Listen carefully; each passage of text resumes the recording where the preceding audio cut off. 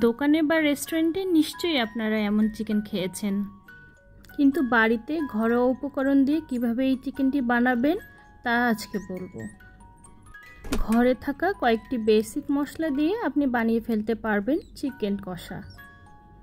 Chicken কষা বানাতে সবার আগে যেটা লাগবে সেটা হলো চিকেন। এরপরে যেটা করতে হবে, একটি মাটির হাঁড়িতে ফার্স্টে মাস্টার্ড অয়েল বা সরিষার তেল দিয়ে নেবেন, এরপর সয়াবিন তেল দিয়ে নেবেন, এরপর দিয়ে দিবেন চিকেন। এরপরে এখানে দিয়ে দিবেন কেটে রাখা পেঁয়াজ কুচি, কাঁচামরিচ কুচি।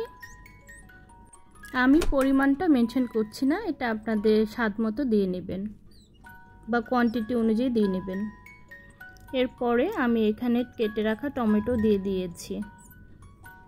এরপরে আমি এখানে দুটো তেজপাতা দিয়ে দিয়েছি।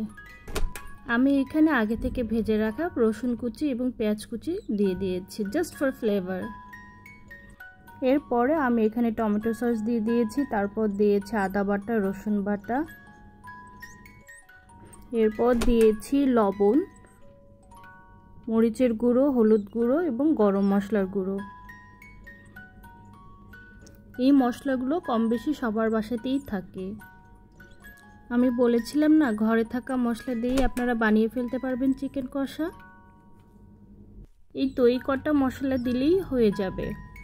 মশলাগুলো দেওয়া হয়ে গেলে আমি ভালো করে চিকেনের সাথে মিক্স করে নিব। আপনারা অবশ্যই আপনাদের কোয়ান্টিটি অনুযায়ী স্বাদ মতো মশলা ব্যবহার করুন, পরিমাণ মতো। আপনারা অনেকেই জানেন হয়তো চিকেন হান্ডি কষা একটু স্পাইসি হয়। আপনারা যারা ঝাল পছন্দ করেন তারা বেশি করে মরিচ অ্যাড করে দিবেন। এরপরে আমি এখানে অল্প একটু লেবুর রস অ্যাড করব। এরপরে আস্ত দুটো শুকনো মরিচ আমি এখানে দিব, আর দিব দুটো গোটা রসুন দিয়ে ভালো করে মেখে 15 মিনিটসের জন্য রেস্টে রেখে দিব। 15 মিনিট অপেক্ষা করার পরে আমি এখানে পরিমাণ মতো পানি দিয়ে নিব। এখানে খুব বেশি পরিমাণ পানি দিতে হবে না, কারণ চিকেন তো অল্প পানিতে সিদ্ধ হয়ে যাবে।